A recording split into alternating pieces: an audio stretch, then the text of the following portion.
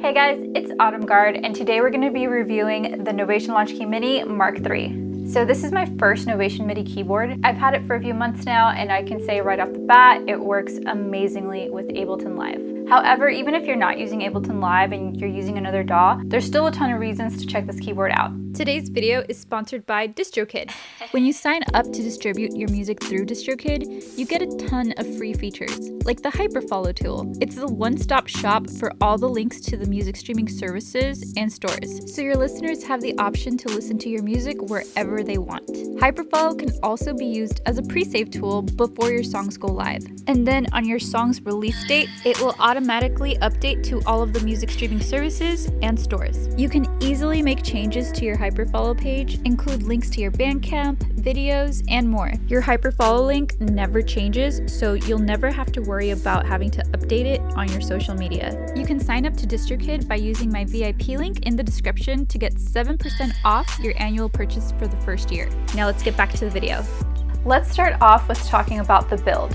The Novation Launchkey Mini MK3 is very sleek and compact. Honestly, so perfect for traveling, and it just looks really nice and professional. And just to give you some perspective on how compact this thing really is, here's my backpack. It literally just kind of slips right in there so easily. It's very nice and snug in there and so lightweight. I will say though, recently I did buy this case for it. It'll keep your Launchkey Mini in mint condition, and you can also store your cables in there too. I mean, if you're not like me, you don't break knobs, and you probably don't need this, but why not? It'll take care of your stuff. It's got 16 pads, perfect for drums and vocal chops, which I absolutely love to do.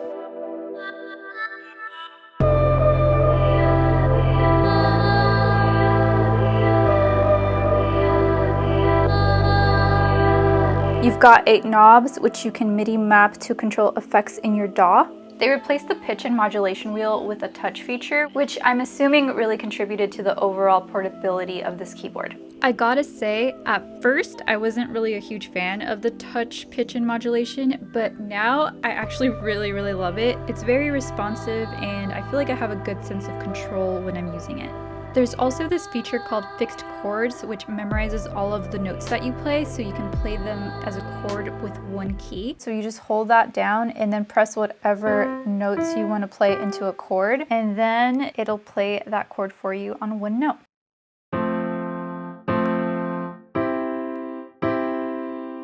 It's got an input for a sustain pedal, so you can get more expressive with your playing.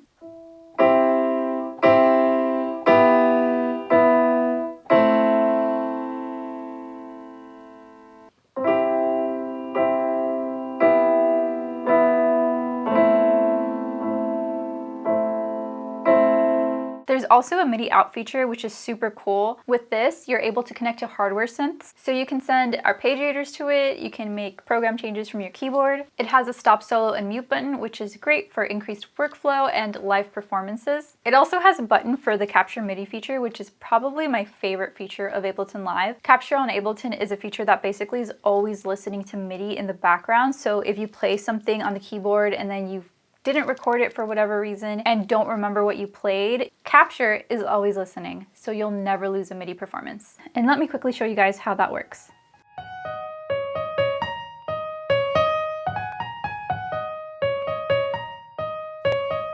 Okay, so clearly I was not recording while I was playing that, but if I hold Shift and Capture MIDI, I can see all of the notes that Capture was recording while I was playing. For this example, I only want to keep like the last few notes, so then I kind of just work my magic here, and then boom, I have exactly what I was playing. Very convenient to have Capture on the keyboard. And then you have your standard modes on the keys / arpeggiator.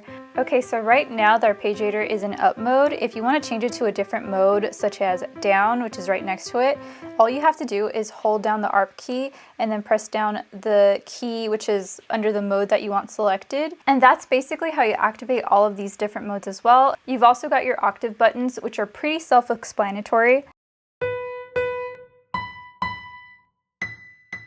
You can switch between drum and session mode by holding Shift and then touching session, or go back to drums by holding Shift and clicking drums. That feature alone is amazing for increased workflow and for live performances. It makes live looping so much easier.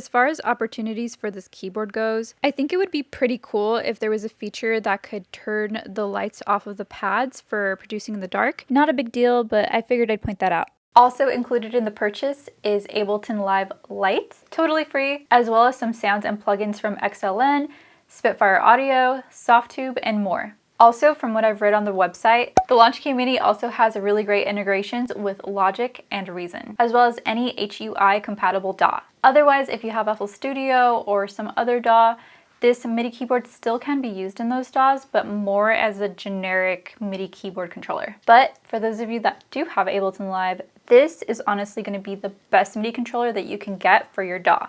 I'm actually really excited to do some live performances with this MIDI keyboard. As of now, the Novation Launchkey Mini MK3 is my new go-to keyboard. That's it for today's video. I hope it was informative. If it was, definitely give it a like, subscribe if you're new, and turn the notification bells on so you know when a new video goes live. I'll see you guys on the next one. This case is going to do a really great job at keeping this safe for you when you travel. I almost dropped it.